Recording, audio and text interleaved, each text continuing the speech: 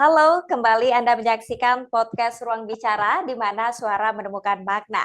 Pada kesempatan ini kita akan membahas lebih dalam mengenai kesiapan kantor pencarian dan pertolongan SAR Bengkulu dalam menghadapi potensi bencana, khususnya pada kondisi cuaca ekstrim di akhir tahun ini. Untuk itu telah bergabung bersama kita Kepala Kantor Pencarian dan Pertolongan SAR Bengkulu, Bapak Muslikun Sodik. Apa kabarnya Bapak? Alhamdulillah, kabar baik Mbak Caca. Assalamualaikum Oke, warahmatullahi baik. wabarakatuh. Senang bisa ketemu dengan Mbak Caca walaupun melalui daring. Iya, iya Bapak. Sebelum kita membahas Ya, lebih dalam tema kali ini ya Pak, kami ingin mengapresiasi seluruh ya. personel Basarnas baik Bengkulu maupun di seluruh Indonesia yang telah berjuang berjibaku membantu penanggulangan pasca bencana Sumatera kemarin Bapak. Baik Mbak Caca. Ya, Bapak Terima apresiasi. kasih, Oke, baik. terima kasih juga untuk seluruh dukungan yang diberikan kepada kami ya, untuk tim Basarnas maupun relawan yang membantu bencana tanah longsor dan banjir di 3 provinsi Sumatera yang baru-baru kita laksanakan bersama. Dan khusus untuk Provinsi Bengkulu, alhamdulillah hingga hari ini kita masih diberikan lindungan oleh Allah Subhanahu wa taala dan masih sehat walafiat, tidak terkena dampak hidrometeorologi yang menjadi perhatian bersama, walaupun saat ini juga kita masih ada warning untuk bencana hidrometeorologi yang kita ketahui bersama dikeluarkan oleh BMKG. Mudah-mudahan Bengkulu tetap aman dan seluruh penduduknya atau masyarakatnya dalam kondisi selamat, tidak terkena bencana. Ya, amin. Bapak, apresiasi ini kan tentu datang dari kerja nyata di lapangan ya, Pak. Kami tahu betul personel Basarnas di Bengkulu juga ikut diterjunkan langsung di lokasi dalam penanggulangan bencana di Sumatera kemarin, mencari Ya, korban hingga membuka keterisoliran. Bisa diceritakan sedikit kepada kami pengalaman kemarin, Bapak? baik, terima kasih Mbak Caca ya. Memang eh, seperti kita ketahui bahwa bencana yang menimpa di Sumatera Barat itu sangat besar. Wilayah terdampaknya meliputi 16 kabupaten kota yang ada di wilayah Sumatera Barat. Dan Bengkulu merupakan kantor pencarian dan pertolongan yang terdekat yang bisa diakses dengan kurang lebih 5 sampai 6 jam untuk kita bisa mengakses sampai di lokasi kejadian tersebut. Sehingga kami mendukung atau mensupport kantor SAR Padang dalam hal ini yang memiliki wilayah kerjanya, dan kantor SAR Bengkulu merupakan kantor yang terdekat dengan Padang, sehingga kita melakukan perbantuan untuk mendukung operasi pencarian yang dilaksanakan oleh kantor SAR Padang. Dan di tepatnya hari tanggal 16, tanggal 26, sehari setelah kejadian, kantor SAR Bengkulu mendorong 6 personil dari Posar Muko dengan peralatan dan eh, kendaraan tentunya untuk membantu mengevakuasi masyarakat yang terdampak di wilayah Sumatera Barat. Selanjutnya di hari berikutnya, di tanggal 27, kita juga menurunkan sebanyak 10 orang dari kantor SAR Bengkulu menuju ke Padang untuk melakukan perbantuan. Dan total seluruhnya dari awal hingga akhir kemarin tanggal 20, kita menerjunkan sebanyak 35 orang karena menghindari faktor kecapean dan fatigue untuk keselamatan tim dan peralatan. Tentunya kami menukar atau memberikan refresh untuk teman-teman agar tidak terjadi kelelahan dan kecapean untuk teman-teman tim rescue yang ada di lapangan. Oke, baik. Dari pengalaman tersebut, tentu ada pelajaran yang bisa kita ambil bersama, Pak. Belajar dari bencana yang melanda wilayah Aceh, Sumatera Utara, Sumatera Barat, apa yang kemudian perlu disiapkan di Bengkulu? Mengingat wilayah Bengkulu ini kan juga masuk dalam kategori rawan bencana, Pak. Benar sekali, Mbak Caca. Wilayah Bengkulu merupakan wilayah yang termasuk rawan bencana dalam hal ini gempa bumi dan tsunami, serta bisa juga banjir. Dan untuk menghindari hal tersebut menimpa di Provinsi Bengkulu, mungkin kita juga, em, saya selaku Kepala Kantor Pencarian dan Pertolongan, mungkin menghimpun koordinasi dan koordinasi antar sektor dan pemerintah daerah tentunya untuk sama-sama peduli terhadap bencana, mulai dari mitigasi dari awal hingga penanganan yang bisa kita laksanakan, maupun pelatihan-pelatihan atau kegiatan-kegiatan yang bisa meminimalisir terjadinya bencana. Dan untuk di Provinsi Bengkulu juga kita baru saja melaksanakan simulasi di perairan untuk kecelakaan kapal dan perairan. Kemudian kami juga sudah menggelar diskusi tentang landslide disaster atau bencana tanah longsor dan banjir ini dalam waktu dekat kemarin. Dan ini merupakan eh, kegiatan-kegiatan yang bisa kita laksanakan bersama sebelum bencana itu terjadi. Dan selain itu juga kita eh, mendapat warning dari BMKG bahwa ada siklon tropis 91S maupun 93S, dan ini juga kita komunikasikan dan koordinasikan dengan pemerintah daerah kan, selaku eh, leading sektor di bidang bencana yaitu BPBD. Dan alhamdulillah di tanggal 23 Desember kemarin, tepatnya hari Selasa, kita melaksanakan apel gabungan bersama seluruh stakeholder dari baik TNI, Polri maupun pemerintah daerah serta masyarakat, dan eh, seluruh elemen. Kita menggelar apel gabungan bersama dengan peralatan dan personil tentunya. Hal ini juga merupakan wujud konkret bahwa kita siap siaga untuk mengurangi terjadinya risiko yang bisa timbul akibat bencana itu nanti.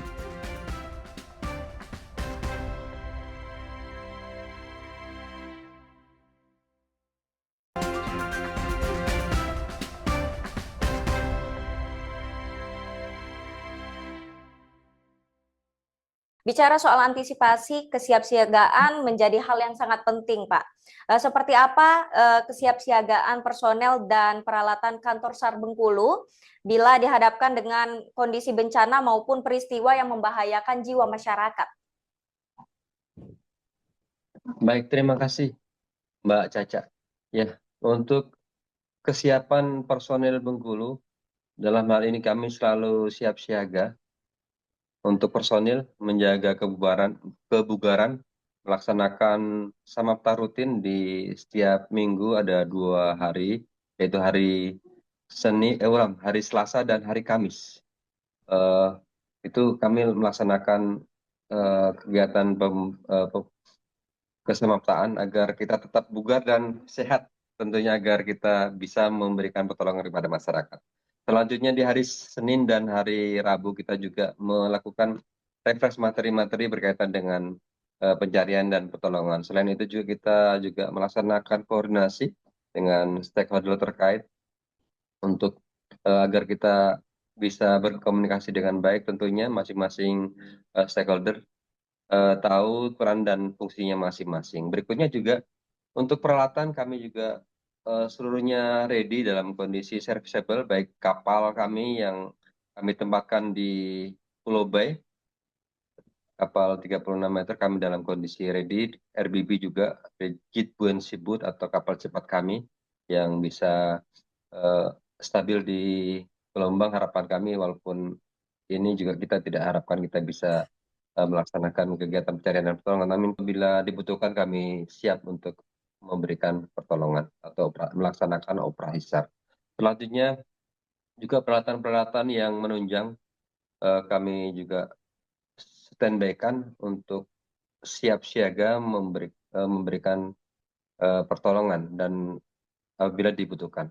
Kemudian selain itu juga kami sudah dibekali oleh eh, Starlink apabila komunikasi nanti shutdown atau tidak bisa eh, digunakan, kami ada perangkat komunikasi mobile yang baik yang kita standby-kan di kapal maupun di darat dan bisa mobile atau berjalan. Ini menghindari beberapa kejadian yang ada di Sumatera Utara, Aceh maupun Sumatera Barat, sempat komunikasi shutdown atau tidak bisa di jaring komunikasi biasa handphone tidak bisa gunakan, itu menjadi alternatif untuk kita tetap bisa berkomunikasi. Walaupun saat ini juga sudah terpasang atau terkoneksi komunikasi yang sudah dibangun dari Posar Muko-Muko hingga Bengkulu Selatan, kami juga sudah eh, existing atau terpasang perangkat digital komunikasi yang sudah eh, terstandby-kan. Baik, saat ini kan Bengkulu sedang dalam periode puncak musim libur Natal dan Tahun Baru, Pak. Di saat Oh iya benar Mbak. bersamaan muncul peringatan BMKG soal ancaman siklon tropis yang bergerak mendekati wilayah Bengkulu. Bagaimana SAR Bengkulu menghadapi hal ini, Pak? Ya baik, terima kasih Mbak Caca, ya benar sekali Mbak. Di saat yang bersamaan kita em, masyarakat melaksanakan liburan atau lagi pada posisi puncaknya melaksanakan aktivitas berlibur di Bengkulu maupun sekitarnya. Namun ada warning dari BMKG untuk siklon tropis. Ya, ini perlu kita sikapi bersama dan kami juga selalu bekerja sama dengan stakeholder terkait dalam hal ini BPBD maupun BMKG, dan eh, wujud nyata juga kami sudah melaksanakan apel bersama Mbak Caca kemarin di tanggal 23 kemarin. Bagaimana Basarnas menghadapi tantangan di mana Bengkulu kan merupakan wilayah potensial bencana nih, Pak. Nah, namun di satu sisi Basarnas juga terdapat sejumlah PR. Iya, benar sekali Mbak Caca. Basarnas juga memiliki PR, yaitu yang pertama kekurangan personil. Jadi jumlah personil kami yang saat ini baru seluruh Indonesia itu sekitar 6 ribuan, dan di kantor SAR Bengkulu 119. Itu sudah termasuk P3K penuh waktu maupun paruh waktu. Selanjutnya peralatan-peralatan juga kami perlu diupdate, dan kelengkapan eh, untuk pertolongan juga perlu ditambah. Hal ini juga menjadi PR bersama. Dalam hal ini bukan hanya Basar, mungkin juga pemerintah daerah bisa menjadi eh, konsen tersendiri. Selain itu kami Basarnas juga belum memiliki tempat sandar sendiri, dan ini eh, bisa menjadi eh, faktor yang menambah lambatnya respon kita merespon ketika ada informasi kedaratan, karena kapal kita tidak bisa keluar ketika eh, ada informasi misalnya kecelakaan kapal. Jadi kapal kita saat ini sandar di dermaga SDP Pulau Bayi Bengkulu, namun dengan kondisi bisa keluar ketika ada air pasang maksimal. Namun kalau ketika surut, jadi kapal tidak bisa keluar. Ini menjadi salah satu faktor penyebab kita lambatnya merespon dengan kapal kami. Tapi kami tetap standby-kan untuk kapal yang cepat, kami bisa keluar setiap saat untuk mensiasati tersebut.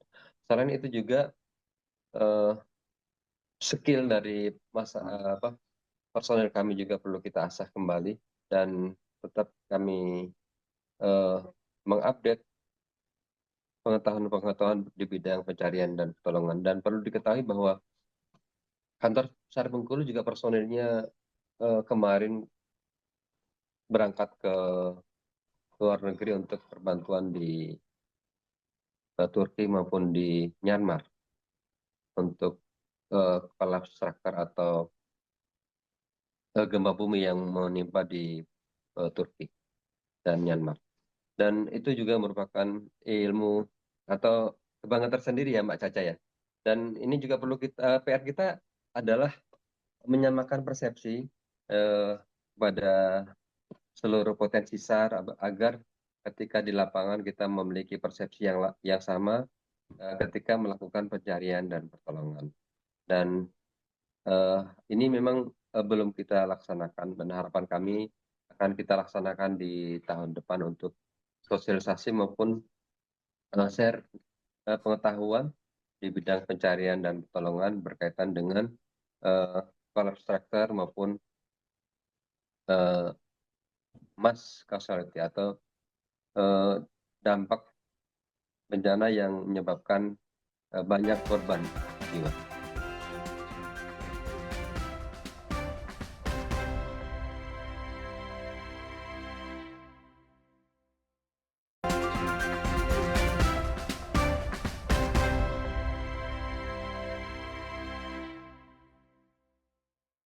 Namun tentu saja ya Pak, penanganan Ya, bencana tidak bisa berjalan sendiri. betul. Mitigasi dan penanganan bencana yang diperlukan koordinasi yang kuat oleh semua pihak, baik dari pemerintah hingga masyarakat. Lantas bagaimana Ya, menurut Bapak terkait kesiapan Bengkulu menghadapi potensi bencana ini? baik. Terima kasih Mbak Caca. Ya, baik dari TNI Polri maupun dari pemerintah daerah, kami juga melaksanakan koordinasi yang intens berkaitan dengan kemungkinan bencana hidrometeorologi yang bisa menimpa di Provinsi Bengkulu.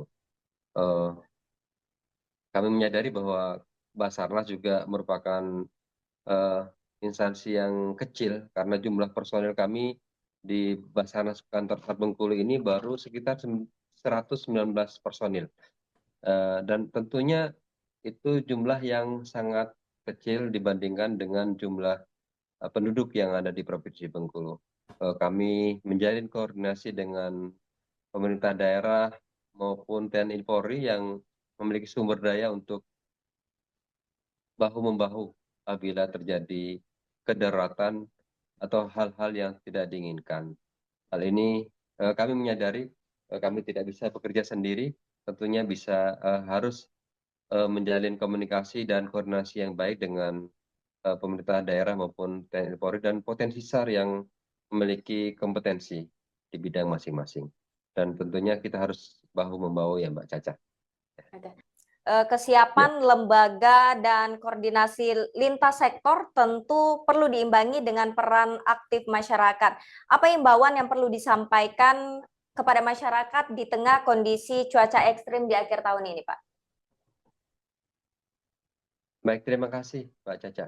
Ya, imbauan kepada masyarakat selain kami tadi melaksanakan koordinasi dengan instansi terkait untuk tetap waspada dan eh, mengurangi kegiatan-kegiatan yang mungkin tidak perlu dan aktivitas di perairan tentunya yang berdampak yang bisa menyebabkan karena gelombang tinggi dan angin kencang bisa terjadi di setiap saat atau sewaktu-waktu.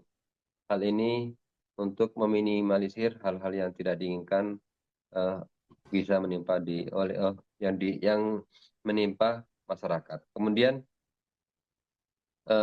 tetap mengikuti instruksi dari BMKG dan mengupdate informasi yang dikeluarkan dari BMKG. Eh, karena BMKG juga setiap saat mengupdate informasi melalui media sosialnya. Eh, Masyarakat juga dapat mengakses informasi tersebut.